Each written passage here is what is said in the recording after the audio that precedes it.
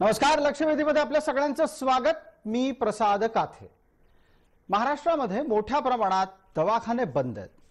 Corona सारख्या संसर्गजन्य रोगाच्या लढाईमध्ये हे एक अत्यंत मोठं आव्हानात्मक पाऊल टाकलं गेलंय आणि ते सुद्धा डॉक्टरांच्याकडून। रुग्णसेवा हीच ईश्वर सेवा अशा प्रकारची वाक्य आपल्याला आतापर्यंत अनेकदा कानावर पडली आहेत, पण या वेळेला मात्र डॉक्टर हे आपल्या सेवेपासून दूर आहेत, रुग्णांपासून दूर आहेत। डॉक्टरांच्याकडून त्याची विविध प्रकारची कारणं दिली जात आहेत। गरजेच्या असलेल्या साधन संपत्तीचा, साधनांचा अभाव हे त्यामागचं महत्त्वाचं कारण आहे। डॉक्टरांना संसर्गजन्य रोगाशी लढण्यासाठी ज्या ज्या साधनांची गरज लागते ती साधनं उपलब्ध नाहीत असं सांगताना दवाखाने बंद करणं कितपत योग्य आहे? डॉक्टरांना ही साधन सामुग्री उपलब्ध करून देण्याची जबाबदारी कुणाची? डॉक्टर जर समजा आपले दवाखाने बंद करत असतील तर त्यामागे भीती आहे की व्यावसायिक अपयशाचं महत्त्वाचं कारण? डॉक्टरांना कायद्याचा बडगा दाखवून हे दवाखाने उघडता येतील का?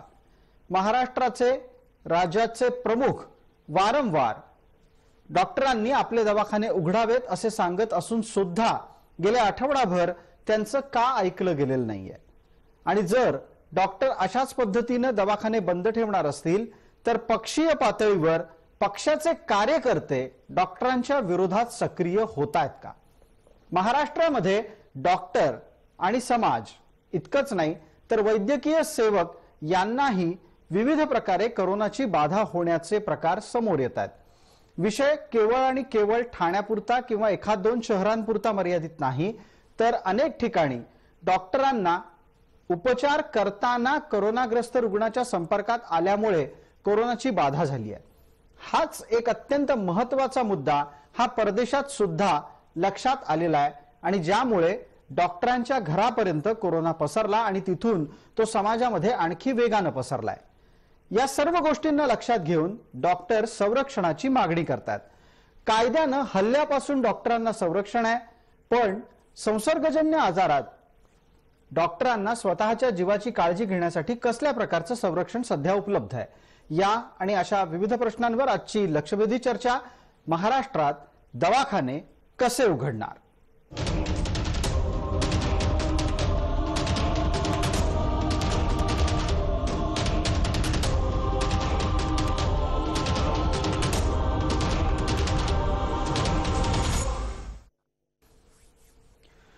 डॉक्टरांच्या संदर्भातली परिस्थिती देशपातळीवरच चिंताजनक बनलेली आहे।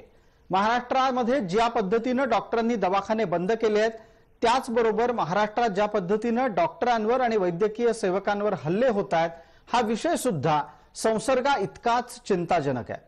केंद्रीय पातळीवर त्याची दखल घेण्यात आली आणि डॉक्टरांना त्यांचं काम करू द्या अशी विनंती करण्यात आली आहे। डॉक्टर हर्षवर्धन जी ने भी मरीजों और उनके परिजनों से अपील की है कि वे डॉक्टर और अन्य चिकित्सा कर्मियों के कार्य में बाधा ना उत्पन्न होने दें। उन्होंने कहा है कि चिकित्सा कर्मी किसी भी प्रकार के दुर्व्यवहार और अवांछित व्यवहार पर उन्होंने चिंता व्यक्त की है। उन्होंने कहा कि ये कोरोना के योद्धा अपनी निरंतर और निष्ठापूर्वक सेवा के द्वारा कोरोना को नियंत्रण करने के भरसक प्रयास कर रहे हैं। या निमित्तानं आजच्या चर्चेत आपल्याबरोबर सहभागी होणारे मान्यवर कोण आहेत त्यांचा परिचय आता आपल्याला करून देतो। आपल्या सोबत आहेत IMA अर्थात इंडियन मेडिकल असोसिएशनच्या महाराष्ट्र शाखेचे माजी अध्यक्ष डॉक्टर संजय पाटील, त्याचबरोबर आरोग्य विश्लेषक डॉक्टर अमोल अन्नदाते, माहिती अधिकार कार्यकर्ते आणि या चर्चेमध्ये सहभागी होत आहेत ते सामाजिक कार्यकर्ते या नात्यानं अनिल गलगली, तसंच मिलिंद चव्हाण हे शिवसैनिक आणि वसईतल्या शिवसेनेतले पदाधिकारी आपल्या सोबत जोडले जात आहेत। या सर्व मान्यवरांचं आपण चर्चेमध्ये स्वागत करतोय। आपण आत्ताच्या घडीला पहिला आणि थेट प्रश्न अत्यंत स्वाभाविकरित्या विचारतोय तो IMA चे माजी अध्यक्ष डॉक्टर संजय पाटील यांना। डॉक्टर पाटील साहेब, आता महाराष्ट्रामध्ये किती टक्के दवाखाने बंद आहेत? हे सगळे दवाखाने केवळ आणि केवळ खासगी डॉक्टरांचेच आहेत का? आणि त्याही पलीकडे जाऊन डॉक्टरांना कोणती भीती वाटते? नमस्ते। नमस्कार पाटील साहेब, थोडंसं मोठ्याने बोला फक्त आपण। हो, थोडीशी करेक्शन आहे। मी माजी अध्यक्ष आहे IMA पुणे ब्रांचचा। अच्छा, ठीक आहे। पुण्यामध्ये बहुतांश दवाखाने चालू आहेत. बर. फक्त आमच्या महाराष्ट्र राज्याच्या IMA डॉक्टर भोंडवेंनी आणि त्यांनी जे आमच्या टीमनी जे काही आम्हाला गाईडलाईन्स दिल्या आहेत त्यानुसार फक्त 3 तास किंवा आपल्या कन्व्हिनियन्सनुसार हे दवाखाने चालू ठेवले आहेत. त्याचं कारण असं आहे की वेगवेगळ्या ठिकाणी दवाखान्यांमध्ये पोहोचण्यासाठी डॉक्टरांना अडचण होत आहे. त्याचबरोबर स्टाफ सुद्धा कमी झालेला आहे. त्याचबरोबर दवाखान्यांमध्ये ह्या विषाणूपासून वाचवण्यासाठी जी सुरक्षा किट किंवा मास्क किंवा सॅनिटायझर गाऊन याची उपलब्धता कमी आहे. आणि बऱ्याच वेळा काही डॉक्टर्सच्या बाबतीमध्ये असं एक आलेलं आहे की 65च्या वर जे डॉक्टर्स आहेत, वय 65 झालेले आहेत, त्यांच्या बाबतीमध्ये हाय रिस्क असल्यामुळं त्या डॉक्टरांचे दवाखाने बंद आहेत. दवाखाने सुरू आहेत. साधारण एक महाराष्ट्रभरातली परिस्थिती तुमच्यापर्यंत पोहोचली आहे का? आणि जर तुम्ही काही काळासाठी दवाखाने सुरू ठेवता आहात तर मग सरकार वारंवार दवाखाने बंद ठेवू नका, दवाखाने बंद ठेवले तर अमुक होईल तमुक होईल अशा पद्धतीने चर्चेत का गेलंय? आता याच्यामध्ये काय आहे की काही ठिकाणी दवाखाने बंद दिसले असतील, काही ठिकाणी रुग्णांची सुरुवातीच्या याच्यामध्ये क्लिअर कट गाईडलाईन्स नसल्यामुळे काही दवाखाने लॉकडाऊनच्या भीतीने बंद झाले असतील सुरुवातीच्या काळामध्ये. आता 10 ते 15 दिवस झाले त्या घटनेला. आणि त्या काळामध्ये जर काही बंद दिसले असतील दवाखाने, पण ते दवाखाने पुन्हा आमच्या मेंबर्सनी उघडे ठेवलेले आहेत. आणि मोस्ट ऑफ द आमचे जे मेंबर्स आहेत हे टेलिमेडिसिनचा सुद्धा इफेक्टिव्ह वापर करून रुग्णांची गैरसोय अजिबात होऊ देत नाहीये. बरं, आपल्यासोबत आता मिलिंद चव्हाण आहेत. मिलिंद चव्हाण हे शिवसेनेचे पदाधिकारी आहेत. त्यांनी आज समाज माध्यमांवर थेट अशी भूमिका घेतलेली आहे की जर समजा त्यांना याचा अर्थ म्हणजे कोणालाही आसपास दवाखाना बंद दिसला तर तातडीनं त्यांना कळवा मिलिंद चव्हाण यांना, म्हणजे मिलिंद चव्हाण पुढची कारवाई करतील. मिलिंद चव्हाण, आपण संजय पाटील यांची भूमिका ऐकली असेल. संजय पाटील असं म्हणतायत की दवाखाने काही बंद नाही आहेत. मग तुम्ही कोणाविरोधात कारवाई करणार आहात? तुम्हाला कुठे दिसत आहेत दवाखाने बंद? नमस्कार, जय महाराष्ट्र. नमस्कार. प्रथमतः आपण एक जो मुद्दा घेतला होता की ही जी कोरोनाची लढाई आहे त्यामध्ये जे महत्वाचे जे घटक आहेत, जे योद्धे आहेत ते डॉक्टर आहेत. त्यानंतर त्या इस्पितळात काम करणारे कर्मचारी, पोलीस आणि इतर मेडिकल ग्राउंडवरती काम करणारी लोक आहेत. परंतु आजच्या घडीला जर पाहिलं, मला पाटील साहेबांनी जे सांगितलं त्याबद्दल सगळ्याच डॉक्टरांवरती आक्षेप नाही आमचा, परंतु बहुतांशी जे खासगी डॉक्टर जे आहेत, ज्यांचे स्वतःचे क्लिनिक आहेत, ते क्लिनिक बंद केलेली आहेत.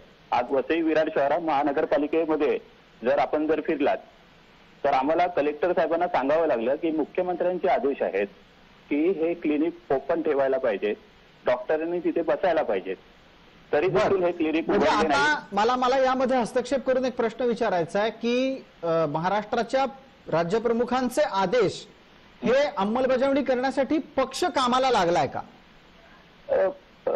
प्रथम एक लक्षात घ्या की पाटील साहेबांनी सांगितली आम्हाला IIM ची गाईडलाईन आहे. मी असं म्हणतो की गाईडलाईन IIM ची आजच्या घडीला आपण इम्प्लिमेंट मध्ये आणायची की आजच्या घडीला हा जो कोरोनाचं जे युद्ध चालू आहे त्या युद्धामध्ये जे डॉक्टर आहेत त्यांनी या पूर्ण रणांगणात उतरायचं आहे, हा प्रश्न महत्वाचा आहे. आणि आदेश IMA इंडियन मेडिकल असोसिएशनची कोणती गाईडलाईन आहे जी तुम्हाला योग्य वाटत नाही? एक लक्षात घे, जेव्हा कोणतेही डॉक्टर असतील तर पहिल्यांदा ते शपथ घेतात की कुठच्याही एका पेशंटला जर कोण माझ्याकडे रात्री आला, अपरात्री आला, कधीही आला तर मला त्याला सेवा द्यायची आहे, मी त्याला डिनाय करू शकत नाही. ही त्यांची शपथ असते. आता हे शपथ विसरलेले आहेत, सगळेच डॉक्टर नाही पण फार असे 50%हून जास्त डॉक्टर आहेत ते त्यांची स्वतःची शपथ विसरलेले आहेत. आणि माझ्याकडे अशी भली मोठी यादी आहे वसई तालुक्यातली की त्यांना कलेक्टर साहेबांनी सांगितलं गेलेलं आहे महानगरपालिकेला तुमच्या हद्दीमध्ये जे डॉक्टरांनी क्लिनिक ओपन केलेले नाहीये त्यांना नोटीस द्या आणि त्यांच्यावरती कायदेशीर कारवाई करा, आता त्याच्यात उल्लेख केलेला आहे. बरं, आता मी मध्ये आपल्याला थांबवतो. मिलिंद चव्हाण, पटकन या संदर्भातला एक खुलासा आपण IMA पुणेचे माजी अध्यक्ष डॉक्टर संजय पाटील यांच्याकडून घेऊ. पाटील साहेब, हे काय चाललंय? तुम्ही एका बाजूला जो दावा करता आहात त्यापेक्षा वस्तुस्थिती थोडी वेगळी वाटते. आपल्याला आत्ताच्या घडीला केवळ पुण्यापुरती नाही चर्चा करायची, तुम्ही थोडासा महाराष्ट्राबद्दलचाही दृष्टिकोन समोर ठेवून यात सहभागी व्हावं अशी विनंती करतो. आपले चव्हाण सर जे म्हणाले त्या पद्धतीने काही दवाखान्यांमध्ये म्हणजे डॉक्टर हे बांधील आहेत कधीही कोणालाही सेवा देण्यासाठी. मध्यरात्री सुद्धा पेशंट आला तरी सुद्धा ट्रीटमेंट करण्याची एक प्रकारची भावना ह्या डॉक्टरांमध्ये नक्कीच आहे. ते कबूल करतात की काही ठराविक डॉक्टरांचे दवाखाने बंद आहेत. त्याची कारणं बरीच आहेत, परंतु एक गोष्ट आम्ही जे वेगवेगळ्या परदेशातल्या घडामोडींचा जर अभ्यास केला तर एक लक्षात आलंय की छोटे छोटे क्लिनिक्स आहेत. या क्लिनिक्समध्ये patient to patient, patient to doctor आणि डॉक्टर टू पेशंट हे ट्रान्समिशन जास्त झालेलं आहे. ही एक मोठी घटना घडण्याची शक्यता आहे की छोट्या छोट्या क्लिनिकमध्ये जिथे गर्दी जास्त होते एक डॉक्टर दिवसभरातनं 50 ते 100 पेशंट तपासतो आणि एक छोटं 10 बाय 10 किंवा 10 बाय 12च्या क्लिनिकमध्ये असतात आणि त्या ठिकाणी जर गर्दीमुळे संसर्ग जर वाढला तर एक दोन पेशंटची गैरसोय झाली समजा एखाद्या याच्यामध्ये. गैरसोय तुम्ही म्हणत नाही कारण फोनवरनं बऱ्याच जणांना कन्सल्टेशन दिलं जातं. तर ही जी गैरसोय झाली तरी सुद्धा ट्रान्समिशनची. पण पाटील साहेब, आपण असं म्हणता आहात की लोकांची गैरसोय होत नाहीये, मग तरीही तक्रारी काय येत आहेत? सर मी तेच सांगतोय की ह्या ज्या तक्रारी येतात ह्या प्रत्येक आमच्या 212 ब्रांचेस आहेत महाराष्ट्रामध्ये. या ठिकाणचे प्रत्येक ब्रांचचे प्रेसिडेंट, सेक्रेटरी जे डॉक्टर्स जे आहेत ते सगळेजण जबाबदारी घेत त्याची कुठल्या रुग्णाची गैरसोय होऊ देणार नाही. अच्छा, तुम्ही असं वारंवार म्हणता आहात की गैरसोय होऊ देणार नाही. पाटील साहेब, थोडंसं मोठ्याने तुम्हाला बोलावं लागेल अशी मी परत परत आपल्याला विनंती करेन. मला आता चर्चा थोडी पुढे नेऊन डॉक्टर अन्नदातेंना सहभागी करायचं आहे आणि त्यानंतर आपण अनिल गलगलींपर्यंत पोहोचणार आहोत. डॉक्टर अन्नदाते, दोन अत्यंत विरोधाभासी माहिती स्वरूपातली वक्तव्य आता समोर आली आहेत. डॉक्टर संजय पाटील असं सांगतायत की दवाखाने पूर्णपणे बंद असल्याची स्थिती नाही, डॉक्टर काम करतायत, मग ते प्रसंगी फोनवरून करतायत किंवा इतर कुठल्या मार्गाने काम करता आहेत आणि जे डॉक्टर वयोवृद्ध आहेत त्यांना बाधा टाळण्याच्यासाठी त्यांनी आपलं काम थांबवलेलं आहे. आपण माणुसकीच्या दृष्टिकोनातून पाहिलं तर वयोवृद्ध डॉक्टरांनाही संसर्गजन्य साथीचा प्रादुर्भाव रोखण्याच्यासाठी या युद्धात उतरवणं हे थोडंसं अति होईल, पण इतरांनी त्यांचं काम करणं अपेक्षित आहे. तुम्ही स्वतः काम करताय का डॉक्टर अन्नदाते, आणि तुम्हाला डॉक्टरांचे दवाखाने बंद आहेत असं दिसतंय का महाराष्ट्रात? प्रसादजी, माझी भूमिका याच्याबद्दल अत्यंत स्पष्ट आहे. हे अगदी नैतिकतेने सांगू इच्छितो, कारण सकाळपासून मी 42 पेशंट तपासलेले आहेत ओपीडीचे. माझ्या हॉस्पिटलला आत्ताच्या घडीला जवळपास पिडियाट्रिकचे एक 18 ते 19 पेशंट ऍडमिट आहेत आणि माझ्या भागामध्ये गॅस्ट्रोएंटरायटिसची साथ चालू आहे, तांजण्यांची पण साथ चालू आहे. मला एक खूप मनापासून, म्हणजे तुम्ही 60 वर्ष सांगितलं म्हणून मी सांगेल की या कोरोनाच्या महाभारतामध्ये भीष्म जे आहेत 60 वर्षाचे त्या डॉक्टरांना आराम करायला हरकत नाहीये, पण अर्जुन म्हणून मी माझा जीव गेला तरी बेहतर, पण मी शेवटपर्यंत मी लढा देईन. माझं पानिपत झालं तरी चालेल किंवा तानाजींसारखा माझा हात कापला गेला तरी चालेल, पण उद्या माझ्या मुलांनी, माझ्या कुटुंबानी हे आनंदाने आदर्शाने सांगावं की आमचे वडील एका साथीमध्ये रुग्ण तपासत असताना शहीद झाले, असं झालं तरी चालेल.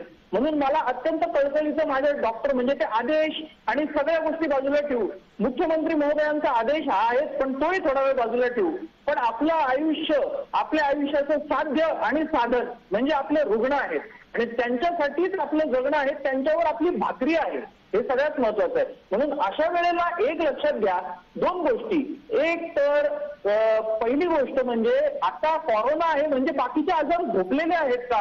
अहो, आपला देश म्हणजे इतर संसर्गजन्य आजार, डायबिटीज, उच्च रक्तदाब, गॅस्ट्रो यांचं जागतिक एक राजधानी आहे हा देश. म्हणजे त्या बाकीच्या पेशंटचा लोडही वाढलाय. आणि दुसरी गोष्ट, अशा वेळेला ना लोकांना, मला कोरोनाच्या संकटामध्ये डॉक्टरांना भेटल्यावर, डॉक्टरांशी बोलल्यावर फोनवर कितीतरी फोन असे येतात, फक्त त्यांना हे ऐकायचं असतं की फोनवर अगदी आपण जी भूमिका मांडता आहात त्यातला महत्वाचा एक मुद्दा पटकन उचलतो आणि तो असा आहे की या क्षणाला डॉक्टरांनी उपचाराबरोबरच किंबहुना उपचारापेक्षा धीर देण्याची जास्त गरज आहे आणि त्यासाठी त्यांनी या रणांगणात थांबलेलं असलं पाहिजे. डॉक्टर संजय पाटील, आता मला सांगा की जर समजा तुम्ही असा दावा करता आहात की दवाखाने सुरू आहेत, अन्नदाते असं म्हणतात की दवाखाने सुरू ठेवायलाच हवेत कारण ते आत्ताचं डॉक्टरांचं आद्य कर्तव्य आहे, पण मग जर दवाखाने सुरू आहेत तर दवाखाने सुरू ठेवा, डॉक्टरांनी सेवा द्या असं राज्याच्या प्रमुखांना का सांगावं लागतंय? मी मगाशी म्हटल्याप्रमाणे सुरुवातीच्या काळामध्ये गोंधळाची स्थिती होती आणि त्या काळामध्ये काही दवाखाने बंद आपल्याला आढळले. लॉकडाऊनच्या स्थितीमध्ये डॉक्टर्स आणि स्टाफ यांच्यावरती बरेच अडचणी आल्या आणि म्हणून हे दवाखाने बंद दिसत होते. परंतु आता जेव्हा प्रशासनामार्फत सुद्धा आवाहन केलं गेलं आणि IMA तर्फे पण आवाहन केलं गेलं तर त्याच्यामध्ये दवाखाने नंतर उघडे झालेत. म्हणजे आता पुन्हा पुन्हा जे सांगावं लागतं ते काही ठिकाणी फोकस्ड काही गोष्टी अजून निरोप पोहोचले नसतील तर त्या ठिकाणी होत असेल, पण बहुतांश दवाखाने जे आहेत हे डॉक्टर्सनी चालू केलेले आहेत. बरं, बहुतांश दवाखाने डॉक्टरांनी सुरू केलेले आहेत. अनिल गलगलींकडे जातोय. अनिल गलगली, सत्य परिस्थिती काय आहे? मिलिंद चव्हाण ज्याप्रमाणे म्हणतात त्याप्रमाणे अजूनही काही ठिकाणी दवाखाने बंदच आहेत का, आणि जर हे दवाखाने असेच बंद राहिले तर काय कारवाई होऊ शकते? अनिल गलगली, आपण बोलणार आहात, थोडं मोठ्याने बोला. मुंबईमध्ये जवळपास 7 ते 8 हजार डॉक्टर आहेत. खासगी दवाखाने हे गेल्या जनता कर्फ्यू लागल्यापासून ते आजपर्यंत 90% ठिकाणी सर्व दवाखाने हे बंद असल्याची स्थिती सर्व लोक पाहत आहेत.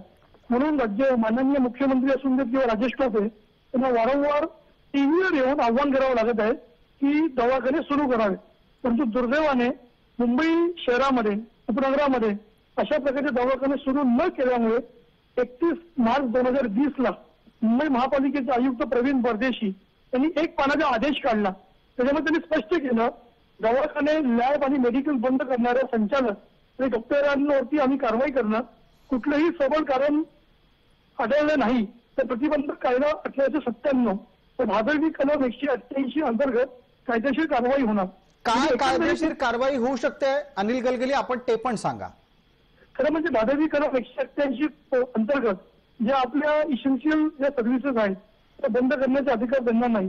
जेव्हा आपल्याकडे जनता कर्फ्यू लागला किंवा लॉकडाऊन झालं तेव्हा डॉक्टरची जी सेवा आहे ही सुद्धा इसेन्शियल सर्व्हिसमध्ये अंतर्भूत करण्यात आलेली होती. आज गर्वाने सांगायला लागेल की काही ठिकाणी स्वतःहून जे रिटायर झालेले किंवा घरी बसलेले डॉक्टर हे आपली सेवा देण्यासाठी पुढे येत आहेत. परंतु जे खासगी दवाखाने जे गल्लोगल्ली किंवा वस्तीमध्ये आहेत तिथे मोठ्या प्रमाणामध्ये नागरिकांना त्याची गरज आहे ते 90% बंद असल्यामुळे तक्रारीचे प्रमाण वाढल्यानंतरच राज्य सरकारला, मुंबई महापालिकेला अशा प्रकारचे आदेश काढण्याची एक प्रकारची पाळी आलेली आहे. बरं, डॉक्टर अन्नदातेंकडे जाऊयात आपण पटकन. डॉक्टर अन्नदाते, या क्षणाला जे दवाखाने बंद आहेत ते दवाखाने बंद ठेवण्याच्या मागे कुठल्या प्रकारच्या सुरक्षिततेची गरज व्यक्त होतीये? एक, संसर्गजन्य रोगाला लढण्याच्या साठीच्या साधन सामुग्रीचा अभाव, आणि 2, या प्रकारच्या लढाईमध्ये जर समजा काही वर खाली झालं तर मिळणारी नुकसान भरपाई. हे 2 गोष्टी आहेत का?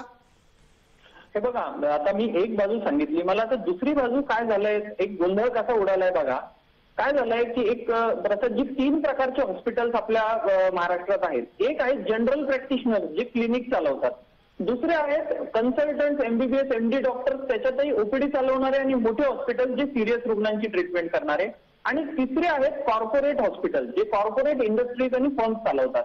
आता काय झालंय की सरकारने सगळ्यात पहिला प्रश्न जो सगळ्या डॉक्टरांना जो भेडसावतोय ना, मी तुम्हाला सांगतो, मला अनेक डॉक्टरांचे फोन येत आहेत, बोलतोय असं नाहीये आता की डॉक्टरांना पेशंट तपासायचे नाहीये, कारण डॉक्टर हा कुठल्याही डॉक्टरना पेशंट नसले की रेस्टलेस असतो.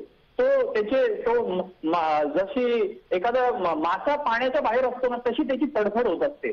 पण काय झालंय की सरकारने सगळ्या पर्सनल प्रोटेक्शन इक्विपमेंटचे जे प्रोड्युसर्स आहेत त्यांना सांगितलंय की तुम्ही फक्त सरकारच ती खरेदी करेल, खासगी कोणालाही ते विकायचे नाही. म्हणून वैयक्तिक सुरक्षेचं पूर्ण कवच असतं ना, मास्क नाही बाकी सगळं, याचा प्रचंड तुटवडा आहे. आणि खासगी डॉक्टर काय म्हणतायत माहितीये का की आम्ही विकत घ्यायला तयार आहे, पण ते उपलब्धच नाहीये मार्केटमध्ये. आणि मला आश्चर्य वाटतं की सर्बिया या देशाला आपण अशा वेळेला त्यांना डोनेशन म्हणून आपल्या देशातून वैयक्तिक सुरक्षेचे कवच पाठवतोय की आपले डॉक्टर तेव्हा मागतायत. हा पहिला मुद्दा झाला. आता हा मुद्दा तर सरकारी लोकांनाही आहे, सरकारी डॉक्टरांचाही तो प्रश्न सुटलेला नाहीये. आता दुसरा मुद्दा असा आहे की हल्ल्यांचं प्रमाण काय, लोकांमध्ये भीतीचं वातावरण प्रचंड आहे. बरोबर. भीतीच्या कुठल्याही वातावरणाचा तुम्हाला मॉब सायकोलॉजी किंवा एक मॉब सायकोसिस असतो त्याचं रूपांतर कसं होतं हे माध्यमांमधून माहिती आहे प्रसादजी. बरं. याचा संशयामध्ये आणि आपण या मुद्द्यावर येऊ. मॉबच्या संदर्भातली म्हणजे समाजाच्या कडून होणाऱ्या हल्ल्यांची चर्चाही करू. आधी आपण जो पर्सनल प्रोटेक्शन इक्विपमेंट अर्थात या प्रकारच्या साथीच्या रोगाला लढा देण्याच्यासाठी आवश्यक त्या साधन सामुग्रीची चर्चा केली, तो मुद्दा घेऊन अनिल गलगलींकडे जाऊयात. अनिल गलगली, आपण ऐकलं असेल, महत्वाचा मुद्दा आहे. युद्ध करायचं तर शस्त्र लागतील आणि जर सैनिकाकडे ती पुरेशी नसतील तर त्याचं मनोधैर्य खच्ची होणार आहे. निश्चितपणे. कारण मी काही डॉक्टरांशी काल आणि आज बोललो तर त्यांच्याकडे ज्या किट्स आहेत त्याच्याही उपलब्धता नाहीये. खरं पाहिलं तर काल सुद्धा सेंट जॉर्ज सारख्या सरकारी रुग्णालयाला सिद्धिविनायक ट्रस्टनी मोठ्या प्रमाणामध्ये अशा प्रकारच्या किट्स उपलब्ध केलेल्या आहेत. खरं म्हणजे जेव्हा आपण लॉकडाऊन केलं किंवा अशा प्रकारची जी परिस्थिती निर्माण झाली तेव्हा आपण नियंत्रण लावले, तर त्या नियमाच्या अंतर्गत ज्या सुविधा पाहिजे डॉक्टरांना त्याची उपलब्धता करण्यामध्ये राज्य सरकार असून दे मुंबई महापालिकेला अपयश आलेलं आहे. म्हणून शेवटी मोठ्या प्रमाणामध्ये किट्स उपलब्ध करणे, कारण महाराष्ट्रामध्ये कुठल्याही भागामध्ये अशा प्रकारच्या किट्स उपलब्ध नाही.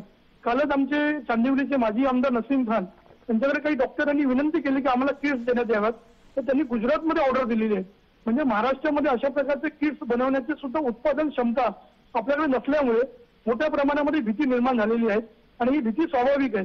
काल मी काही चांदिवलीमध्ये काही डॉक्टरांशी बोललो, त्यांचं एवढंच म्हणणं होतं की आम्हाला तुम्ही किट्स द्या, आम्ही निश्चितपणाने लोकांची सेवा करू. परंतु हा झाला दुसरा भाग. अगदी काही ठिकाणी हा एक महत्वाचा मुद्दा आहे. तुमच्या किटच्या संदर्भातलाही दुसरा भाग ऐकून घेऊयात.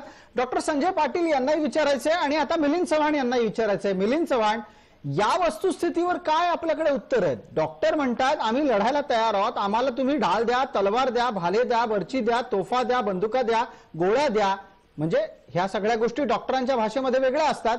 पर्सनल प्रोटेक्शन इक्विपमेंट द्या, तीच मिळत नाहीये डॉक्टरांना. डॉक्टरांनी कसे दवाखाने उघडायचे आणि कशा पद्धतीने या रोगाला सामोरं जायचं?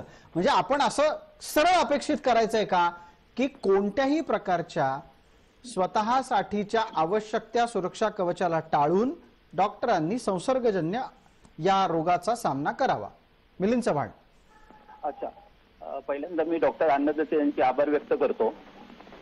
पर्सनल प्रोटेक्शन इक्विपमेंटच्या संदर्भामध्ये एक तर पहिल्यांदा लक्षात घ्या तुम्ही, 5 तारखेला पहिला पेशंट सापडल्यानंतर आपल्याकडचे जे खासगी डॉक्टर आहेत त्यांच्या बऱ्याचशा मेडिसिन कंपनी असतात, त्यांच्याशी चांगले लागेबांधे असतात आणि अशा लोकांकडून त्यांनी ते पटकन तत्परतेने घेऊ शकले असते, परंतु त्यांनी ते घेतले नाही.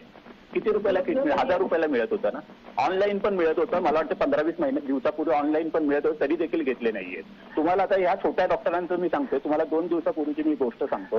कार्डीनं एक भांडूपमध्ये, मी नावासकट सांगतोय तुम्हाला. बरं. अन्विका गटाला म्हणून 3 वर्षाची एक मुलगी आहे, भांडूपमध्ये राहतात त्या मुलगी ती. तर तिच्या वडिलांनी पहिल्यांदा फोर्टिसमध्ये घेऊन गेले. फोर्टिसवाल्यांनी तिला डिनाय केलं. साधा ताप होता. फोर्टिस मधून ते गेले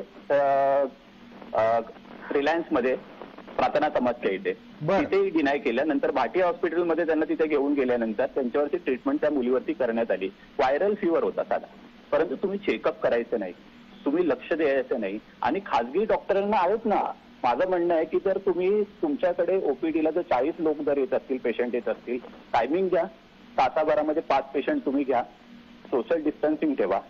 तुम्ही ताप आहे की नाही आहे ते छातीला न लावता पाठीला लावू शकता. घसा, एक तर डेंटलवाल्यांना रिफ्यूज केलेलं आहे की तुम्ही कुठच्याही प्रकारे सध्या प्रॅक्टिस करू नका, विषय संपलेला आहे. नका जाऊ ना त्या घशापर्यंत, नका जाऊ ना त्या पेशंटपर्यंत. परंतु छोट्या छोट्या गोष्टीसाठी, जे पाय मुरगळला, पोटात दुखते, डोकं दुखते, ऍसिडिटी वाढले, ह्याच्यासाठी जर पेशंटला जर फिरत राहावं लागत असेल तर डॉक्टर कुठच्या प्रकारची प्रॅक्टिस करत आहे? संजय पाटलांकडे याचं उत्तर मागणार होता, पण संजय पाटील एक प्रमुख आक्षेप मिलिंद चव्हाण यांनी उपस्थित केला. खरं तर मिलिंद चव्हाण यांना आपण हेही विचारलं होतं की डॉक्टरांना आवश्यक असलेल्या साधन सामुग्रीचा पुरवठा राज्य सरकारकडून का होत नाहीये. त्यावर त्यांचं म्हणणं असं आहे की डॉक्टरांनी अशा प्रकारची गोष्ट ऑनलाईन आधीच विकत घ्यायला हवी होती. संजय पाटील, हे डॉक्टरांकडून करायचं राहून गेलं का जाणीवपूर्वक केलं गेलं नाही?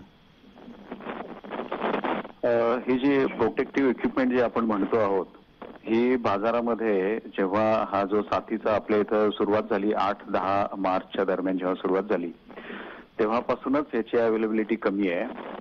आणि ह्या बाबतीमध्ये असं आहे की ह्या गोष्टी ज्या आहेत हे काय रोजच्या वापरातल्या हे इक्विपमेंट नाही आहेत कुठल्याही दवाखान्यामध्ये. की कुठल्याही दवाखान्यामध्ये कॅप, मास्क किंवा सॅनिटायझर किंवा सुरक्षा किट जे म्हणतो आपण पीपीई, तर हे बऱ्याचशा डॉक्टरांनी बघितलेलं सुद्धा नव्हतं. आणि हा विषाणूचा जो प्रकार आहे हा आपल्या समोर एक 2 ते 3 महिन्यापूर्वीच आलेला आहे. त्याच्यामुळं आपण हे सुरुवातीला विकत घेऊन ठेवणं हे म्हणजे ऑब्व्हियस आहे.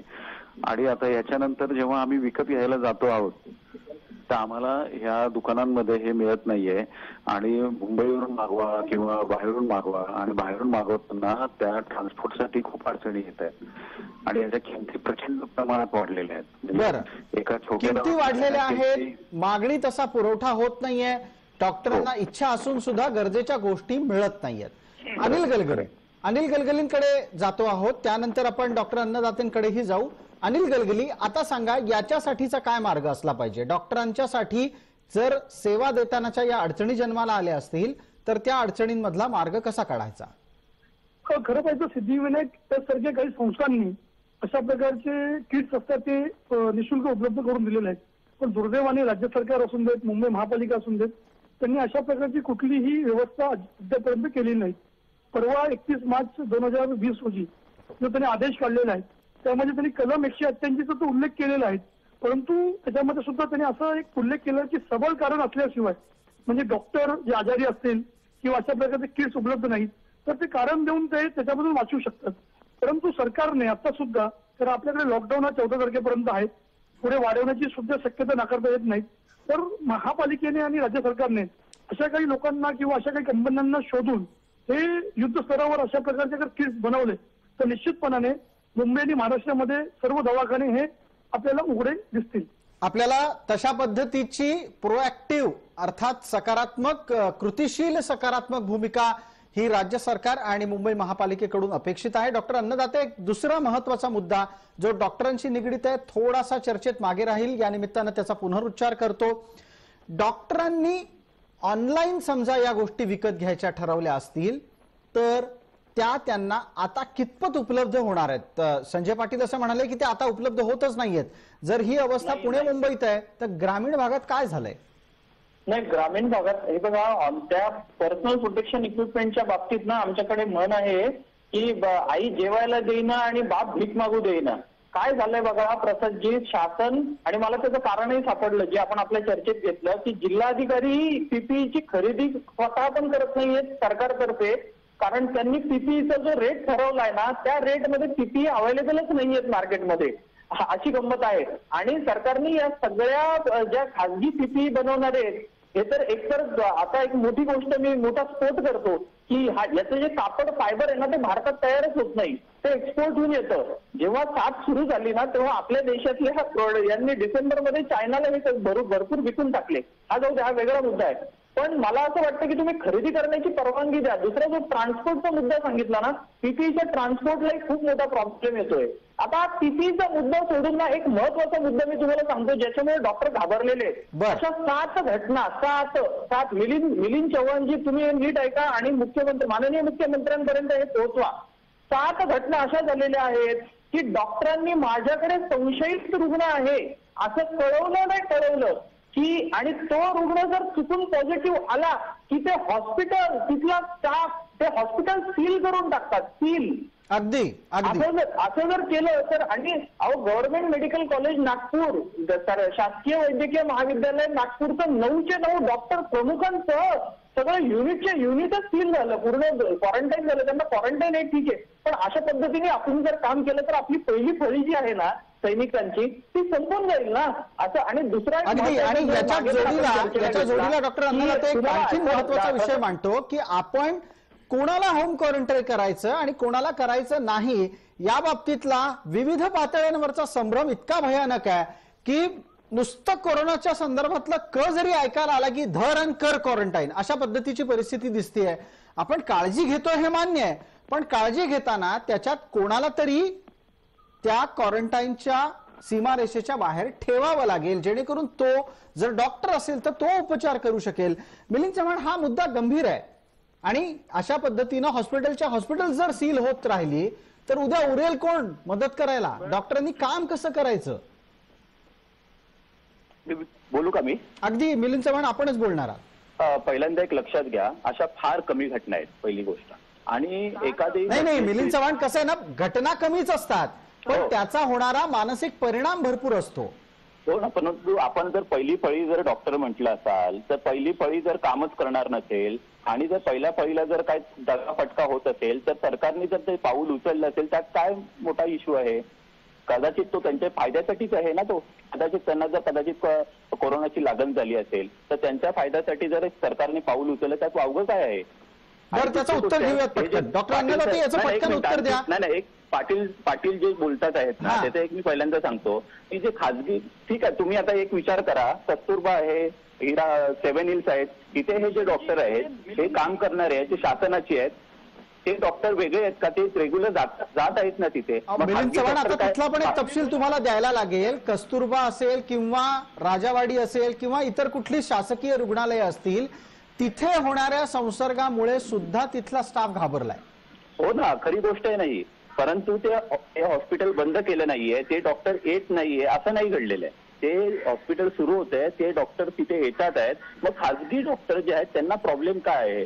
नाही, हा एक मुद्दा झाला. बरं झालं हे तुम्ही स्वतःच सांगितलं. म्हणजे याचा अर्थ असा, कस्तुरबाला एक न्याय, कोरिया, इटली,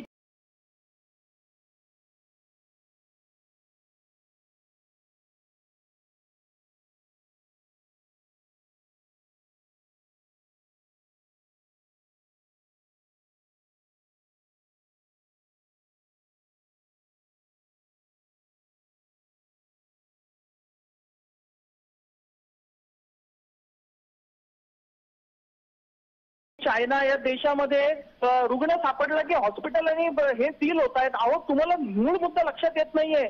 जर का पर्सनल प्रोटेक्शन इक्विपमेंटचा पूर्ण सेट, मिलिंद चव्हाणजी, आरोग्याच्या एकाही अधिकाऱ्याला आज हे नीट माहित नाहीये की पर्सनल प्रोटेक्शन इक्विपमेंटच्या सेटमध्ये काय येतं. हे जर कोणी सांगितलं ना तर मी माझं डिग्री सोडून देईल, इतकं सांगतो.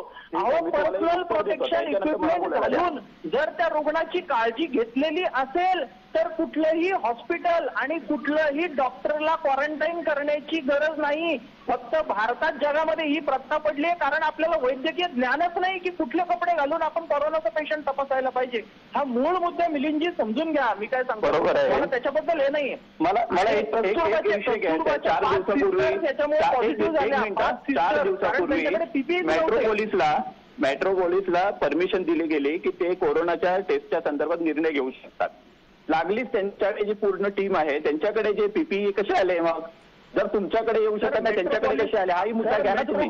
4 दिवसात आले त्यांच्याकडे. मिलिंदजी, मेट्रोपॉलिस मध्ये आणि खेड्यातल्या गावातल्या हॉस्पिटलमध्ये फरक बघा, एक पहिली गोष्ट लक्षात घ्या, शहरामध्ये जास्त प्रमाण आहे गावापेक्षा. आणि गावामधले जे डॉक्टर्स आहेत ते इमाने इतबारे करतात आहेत आणि आपल्या इथले काही जे शहरातले आहेत किंवा उपनगरातले आहेत त्यांनी, काही डॉक्टरांनी, माझा मुद्दा लक्षात घ्या, काही डॉक्टरांनी हा बाजार मांडलेला आहे आणि स्वतःच्या जर जीवाची जर एवढीच काळजी होती तर हा पेशा निवडताना त्यांनी 10 वेळा विचार करायला पाहिजे होता की देशावरती,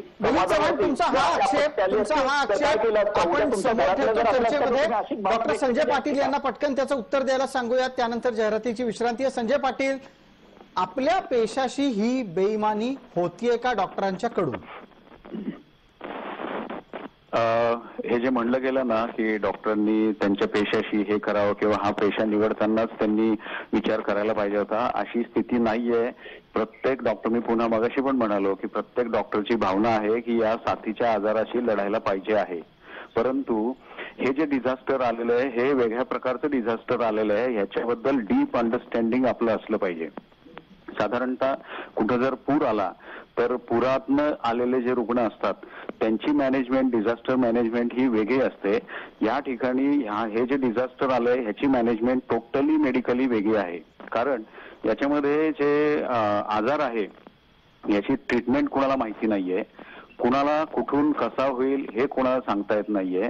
आणि याच्यामध्ये जर का डॉक्टरांची फळी आणि काम करणाऱ्यांची फळी जर करोनाग्रस्त झाली, आणि ह्याचे उदाहरण आपल्याला इटलीमध्ये बघायला मिळते की तिथले बरेचसे आर्टिकल आमच्यापर्यंत पोहोचलेले आहेत की जिथं प्रायमरी केअर वर्कर जे आहेत ते सगळे इन्व्हॉल्व्ह झालेले आहेत आणि तिथं सुद्धा काही पेशंटला संसर्ग झालेला आहे. अगदी त्याच्यामुळे आमची ही नेहमीप्रमाणे आमचं म्हणणं असं आहे की ही लढाई वेगळ्या पद्धतीने लढायची आहे आणि कुठलाही डॉक्टर पेशंट घेताना असं का विचार केला आणि तसं का विचार केला अशी भावना न ठेवता प्राणपणाने हे लढत असतो.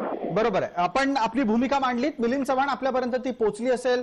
पक्षीय भूमिकेतून या प्रश्नाकडे बघण्याची गरज नाही आणि आपण ज्या पक्षाचे प्रतिनिधित्व करता त्या पक्षाच्या कडून आपण ही किमान अपेक्षा बाळगायला हवी. आत्ताच्या घडीला चर्चेमध्ये एक छोटीशी जाहिरातीची विश्रांती. लवकरच परत येतोय दवाखाने कसे उघडणार या संदर्भातल्या लक्षवेधीच्या पुढच्या भागामध्ये.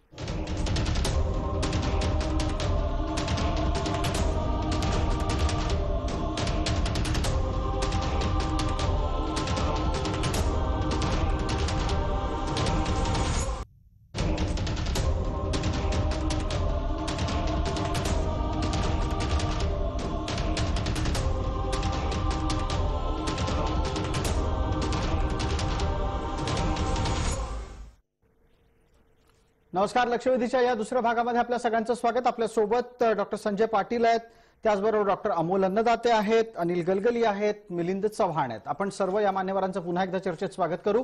आणि आता पटकन एक पुढचा मुद्दा असा चर्चेमध्ये घेणं गरजेचं आहे की ज्या वेळेला भारताला अशा प्रकारची कुठलीही संसर्गजन्य साथ भारतात येते आहे, येऊ शकते याची कल्पना आली, त्यावेळेला आपण त्यासाठी लढण्याला डॉक्टरांच्या फळीला किती सक्षमतेनं तयार केलं. डॉक्टर अन्नदाते आधी बोलतील, त्यानंतर टप्प्याटप्प्यानं बाकीचे मान्यवर.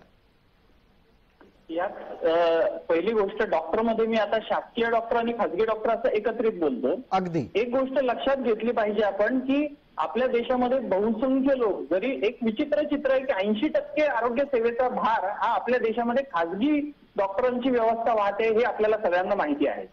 पण आजच्या घडीला प्रसादजी, ही साथ आलेली असताना शासकीय आरोग्य व्यवस्थेची परिस्थिती अशी आहे, हा आजचा डेटा सांगतोय मी, 17,000 डॉक्टरांची पदं आज रिक्त आहेत. 2,225 सिव्हिल सर्जन, सहसंचालक, 60 रोग संचालक आपल्या राज्याला नाहीच आहे गेली 22 वर्ष म्हणतोय मी, आणि 493 स्पेशालिस्टची पदं रिक्त आहेत. तर आधी आपल्याला तयारी करायची असेल तर आपल्याला आपल्या देशामध्ये एका मागे, जागतिक आरोग्य संघटना म्हणते की 1000 मागे एक डॉक्टर पाहिजे, आपल्याकडे 3000 मागेच एक डॉक्टर आहे. ही पहिली व्यथा.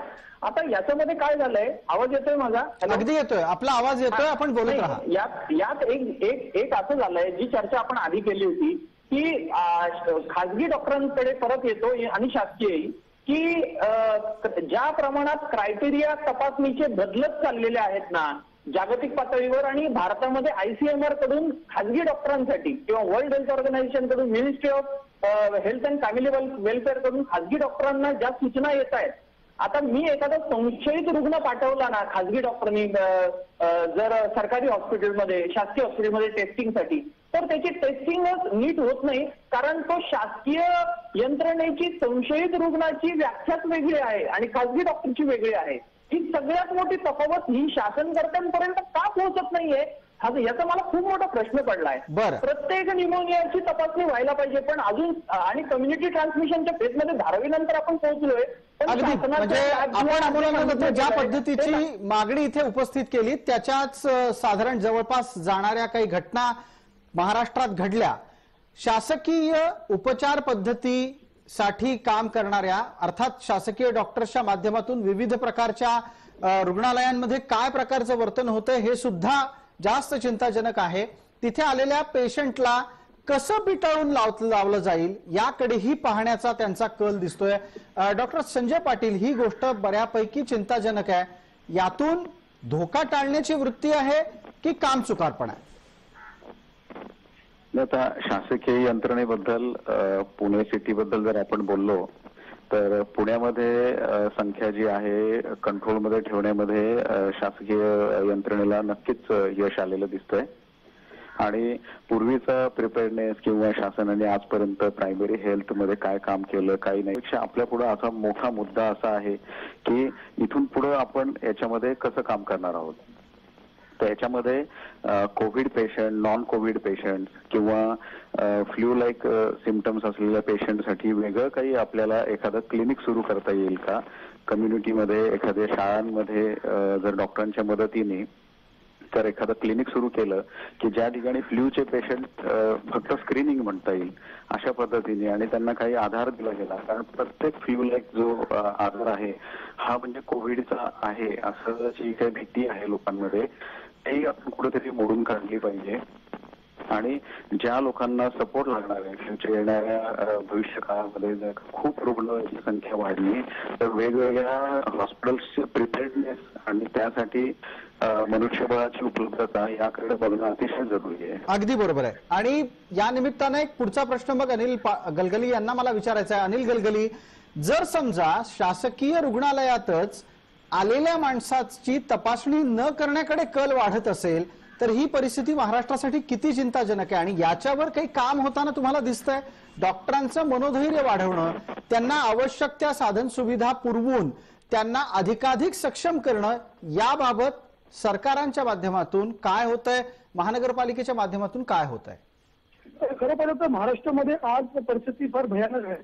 आपल्याकडे वैद्यकीय सेवा जो कायदा आहे त्याच्यावरती सुद्धा अंमलबजावणी करण्यासाठी मागील 8 वर्षापासून कुठलंही सरकार तयार नाही. दुसरी बाब आहे की आज आपल्या महाराष्ट्रामध्ये 16,000 नागरिकांच्या पाठीमागे एक डॉक्टर आहे. खरं पाहिलं तर 1,000 लोकांच्या पाठीमागे एक डॉक्टर असावा असं हे जागतिक एक प्रकारचं एक प्रमाण आहे. पण दुर्दैवाने महाराष्ट्रामध्ये परिस्थिती फार भयानक आहे. आणि आज सुद्धा सुद्धा अगर कुठल्याही दवाखान्यामध्ये किंवा कुठल्याही रुग्णालयामध्ये एक मशीन सुद्धा घ्यायची असेल तर त्याला स्टँडिंग कमिटीची परवानगी लागते. खरं पाहिलं तर वैद्यकीय आरोग्य सेवेला त्या सर्व प्रशासकीय किचकट प्रक्रियेपासून दूर करणं ही फार काळाची गरज आहे. तर त्याच लेवलला जे वैद्यकीय अधिकारी असतात किंवा जे डीन असतात त्यांना जर तुम्ही अधिकार दिले तर त्यांना कुठली मशीन पाहिजे, त्यांना कुठली औषधे पाहिजेत ती त्याच स्तरावरती जर त्यांनी विकत घेतली तर निश्चितपणाने रुग्णांना त्याचा मोठा फायदा होईल. आणि दुसरी बाब आहे की ज्या पद्धतीची प्रक्रिया आहे आज महाराष्ट्रामध्ये जवळपास 35 ते 40% हे अ ब क र अशा 4 श्रेणीमधील कर्मचाऱ्यांची, अधिकाऱ्यांची, डॉक्टरांची फार मोठी कमतरता आहे. हे आकडे सरकार कधी सुद्धा प्रकाशित करत नाही. म्हणून आपल्याला भविष्यामध्ये अशा प्रकारच्या कुठल्याही आजाराच्या विरोधात लढायचं असेल तर आपल्याला 100% भरती करणं, पदं भरणं आणि आवश्यक औषधं आणि आवश्यक कर्मचारी वर्ग उपलब्ध करून देणं ही फार मोठी काळाची गरज आहे. अगदी. मला मिलिंद चव्हाणांना आता पटकन एक प्रश्न विचारायचा आहे. मिलिंद चव्हाण, आपण सामाजिक माध्यमांवर, सोशल मीडियावर अशी थेट भूमिका घेतली की एखादा डॉक्टरचा दवाखाना बंद दिसला तर आम्हाला कळवा. आता मी तुम्हाला विचारतो की ज्या राज्यात डॉक्टरांची पदं पुरेशी भरलेली नाही, डॉक्टरांना पुरेशी साधन सामुग्री उपलब्ध होत नाही, छोट्या छोट्या गोष्टींसाठीचा डॉक्टरांचा संघर्ष फार मोठ्या प्रमाणात आजही सुरू आहे, तिथे आपण थेट डॉक्टरनी दवाखाना बंद केला तर आम्हाला कळवा असं म्हणून त्यांच्यावर दबाव आणण्याची गरज आहे का? पहिली गोष्ट लक्षात घ्या की हा कुठल्याही प्रकारचा दबाव नाहीये. आम्ही डायरेक्ट सांगतो की महाराष्ट्र शासनाचे आदेश आहेत ते डावलू नका. तुम्हाला क्लिनिक उघडायला सांगितलेलं तुमच्या वेळेत तुम्ही उघडा. तुम्ही 10 पेशंट घेताय तिथे 5 घ्या, परंतु सोशल डिस्टन्सिंग मेंटेन आणि सगळ्या गोष्टी करा. एखादा जर पेशंट पॉझिटिव्ह आहे असं जर तुम्हाला कळलं तर रेफरल करण्यासाठी पण डॉक्टर यावा लागतो की नाही? मग तो रेफरल कोण करणार? म्हणजे तो पेशंट जर आमच्या एखाद्या एरियात फिरत असेल आणि आमच्या एखाद्या एरियातले सगळे डॉक्टर्स जर घरी बसलेले असतील तर तो इथेच फिरत राहणार. मग त्याला रेफरल कोण करणार? म्हणजे असं होतंय की तो पॉझिटिव्ह होईपर्यंत 15-25 लोकांना फिरवणार, कोरोनाग्रस्त करणार आणि त्याच्यानंतर मग कस्तुरबाला पोहोचवणार का? माझं असं म्हणणं आहे की शासकीय जे काही आहे ते आपल्या समोर आहे, त्याबद्दल वाद असायचं कारण नाही. आणि आपल्या सगळ्या देशपातळीवरती तसा राम भरोसे सगळा कारभार आहे, त्याबद्दल काय बोलायचं काही कारण नाहीये. नाही, पण आपण महाराष्ट्राला वेगळं काढायला पाहिजे होतं त्या राम भरोसे कारभारातून. हो ना, गेल्या काही काळापासून वारंवार ही विनंती राज्य सरकारला केली जाते की डॉक्टरांच्या रिकाम्या जागा भरा. पहिले लक्षात घ्या की छोट्या मी ताप आला, साधा ताप असेल, एकतर काय होते प्रॉब्लेम लक्षात घ्या की माझा डॉक्टर जर एखादा आमका आहे तो बंद असेल तर त्याची माझी हिस्ट्री त्याला माहित नसते. दुसरा डॉक्टरकडे तोपर्यंत तो घाबरतो, अरे हा कोण नवीन पेशंट आला. जर तोच डॉक्टर जर तिथे बसला तर त्या पेशंटची हिस्ट्री त्याला माहित असते, काय झालंय बाबा, कशामुळे होते, त्याला का ताप येतोय, वारंवार तर आपलं टॉन्सिलने येत असेल. आमच्याकडे तसं झालेलं नाही. टॉन्सिलनी ताप येणारा माणूस त्याला आम्हाला मध्ये घेऊन, कारण सगळे डॉक्टर. बर, अमोल अन्नदाते यांना तुम्हाला उत्तर द्यायचंय. त्यांचं उत्तर संपल्याच्या नंतर एक पुढचा मुद्दा चर्चेत येणार आहे. अमोल अन्नदाते, आपण बोला कृपया. एका मिनिट. मला ही भूमिका तर मी आधीच जाहीर केलेली आहे, त्याच्याबद्दल वादच नाही की खासगी हॉस्पिटल सुरू राहावे पण हे खूप म्हणजे परत एकदा ना वैचारिक जे संजय पाटील सर म्हटले ना की या आजाराला ना तुम्ही राजकीय अँगल मधून या अँगल मधून नका बघू. आणि पहिली गोष्ट सगळ्यात महत्वाचं हे बघा, डॉक्टर उघडतील दवाखाने सगळं करतील, पण कोणी जिल्हाधिकाऱ्यांनी डॉक्टरांना फोन करून धमक्या देणे. अहो आमच्या स्टाफला प्रसादजी लोक राहायला घर देत नाहीयेत. आमच्या हॉस्पिटलमध्ये काही स्टाफ आमच्या हॉस्पिटलमध्ये संसार साठून बसलेले ती अनेकांना माहिती नाहीये समाजातलं वास्तव. समाज पण या वेळेला सोशल इतकं किती असंवेदनशील वागतोय ना याचं पण आपण संशोधन केलं पाहिजे. पण माननीय मुख्यमंत्र्यांनी दिलेला फेसबुक लाईव्ह मध्ये त्यांच्या आदेशामध्ये एक आदेश हा मला वाटतं मिलिंद चव्हाणजींपर्यंत पोहोचला नाही आणि शासकीय यंत्रणेने मुख्यमंत्र्यांच्या या आदेशाची साधी दखलही घेतलेली नाहीये. तो आदेश असा आहे की सर्दी खोकल्यासाठी तुम्ही एका ठिकाणी सरकारी दवाखान्यात जा, उगीच इकडे तिकडे गर्दी करू नका. आणि संजय पाटील आणि या सरकारी दवाखान्यांमध्ये आम्ही सेवा पण द्यायला तयार आहे ना. खासगी हॉस्पिटल्स आमची गेली खड्ड्यात किंवा आमची खासगी हॉस्पिटल्स अधिग्रहित करावी सरकारने आणि तिथे सरकारी दवाखाना सुरू करावा. पण अहो हे काय आहे, प्रत्येक गावाला आता एक फ्लू ओपीडी सुरू करावी लागणार आहे. फ्लू ओपीडी, एकच फ्लू ओपीडी म्हणजे सर्दी खोकला ताप असेल ना त्या पेशंटनी तिथेच जायचं आणि लांब उभारून एकेकाची तपासणी करायची. हे 2-3 दिवसापूर्वी मुख्यमंत्र्यांचं ऐकलं. पण अशी फ्लू ओपीडी कशा पद्धतीनं प्रशासकीय यंत्रणा काम करते या पद्धतीचाच एक अत्यंत उत्तम नमुना आपण समोर आणलात. आपल्यासोबत डॉक्टर संजय पाटील आहेत आणि इतर सर्व मान्यवर आहेत. याच पद्धतीनं जर प्रशासकीय यंत्रणा डॉक्टर संजय पाटील वागत राहिली तर आपण समोर आलेल्या आव्हानाचा मुकाबला करायला कितपत तयार दिसू आणि राहू? अशा पद्धतीने जर यंत्रणा कार्य करत राहिली तर नक्कीच आपण या संकटाचा सामना करू शकू. मगाशी जे बोलण्यामध्ये आलं की आपल्या फॅमिली डॉक्टरकडे जाऊनच आपल्याला ट्रीटमेंट घ्यायची किंवा रेफरल कुणी वगैरे असं, तर याच्यामध्ये ना सगळ्यात मोठा रोल जो टेलिमेडिसिनचा आहे तो खूप महत्वाचा आहे. म्हणजे घरी असले तरी सुद्धा डॉक्टर फोनवरनं किंवा व्हिडिओ टेक्स्ट किंवा ऑडिओच्या ह्याच्यातनं खूप जणांना सल्ला देत आहेत. त्याच्यामुळे त्यांना क्लिनिक पर्यंत जायची गरज नाही. बरेचसे पेशंट जे फ्लू लाईक सिम्पटम्स असतात ते आपल्याला फोनवरनं ट्रीटमेंट केली जाते. दुसरी गोष्ट म्हणजे बऱ्याच ठिकाणी इमर्जन्सी सर्व्हिसेस सर्व दवाखान्यांमध्ये चालू आहेत. त्याच्यामुळे रुग्णांची गैरसोय, मी पुन्हा एकदा सांगतोय की रुग्णांची गैरसोय याच्यातनं होत नाहीये. बर, आता एक पुढचा मुद्दा घेतो या चर्चेमध्ये. तो चर्चेच्या खरं तर शेवटच्या टप्प्यात आलाय पण तोही तितकाच गरजेचा आहे. एका बाजूला PPE अर्थात पर्सनल प्रोटेक्टिव्ह इक्विपमेंट यांची गरज अधोरेखित केली जात असताना दुसऱ्या बाजूला डॉक्टरांवर होणारे हल्ले आणि संसर्गाची भीती या दोन गोष्टी सुद्धा नाकारून चालणार नाहीत. राष्ट्रपतींनी अत्यंत ताज्या ट्विटमध्ये या प्रकारच्या हल्ल्यांवरही चिंता व्यक्त केलेली आहे. महाराष्ट्रात आमदार हल्ले करतायत, सामान्य माणसाकडून डॉक्टरांना धमक्या दिल्या जात आहेत. मिलिंद चव्हाण, अशा स्थितीलाही रोखायला हवं. निश्चितच त्याचं समर्थन तर करता येणार नाही, कारण जे देवदूत आहेत त्यांची जर तुम्ही आदर करणार नसाल तर काहीच उपयोग नाहीये आपण माणूस म्हणून जगण्याचा. आणि ह्या हल्ल्याचा तर निषेध झालाच पाहिजे. काही ठिकाणी आम्ही व्हिडिओ क्लिप बघितल्या की कोर्ट टेस्ट करण्यासाठी गेलं त्यांच्यावरती हल्लेच आहेत. ही ऍक्च्युली जी मानसिकता जी तयार झालेली लोकांची ती फार अशी घाणलेली मानसिकतेमुळे काही लोक बदनाम होत आहेत. आणि आम्ही कुठच्याही प्रकारची धमकी वगैरे हा प्रकारच नाहीये. फक्त आम्हाला असं वाटते की साधे जे आजार आहे ना त्यासाठीच फक्त आपण ट्रीटमेंट करा. घसा दुखतोय, ताप आलेला आहे त्याच्यासाठी नाही. मी अगोदरच सांगितलं 2-3 वेळा. तुम्ही ही जी भूमिका घेतलीत ना, आपण या चर्चेमध्ये एक मार्ग काढायचा प्रयत्न करू. तुम्ही ज्या भागामध्ये आहात त्या भागातल्या IMAच्या इंडियन मेडिकल असोसिएशनच्या प्रमुखाचा आणि डॉक्टर संजय पाटील यांचा संवाद आपण घडवून देऊ. डॉक्टर संजय पाटील, तुम्हाला वसई विरार मधला IMAचा प्रमुख कोण आहे ते माहिती असेल.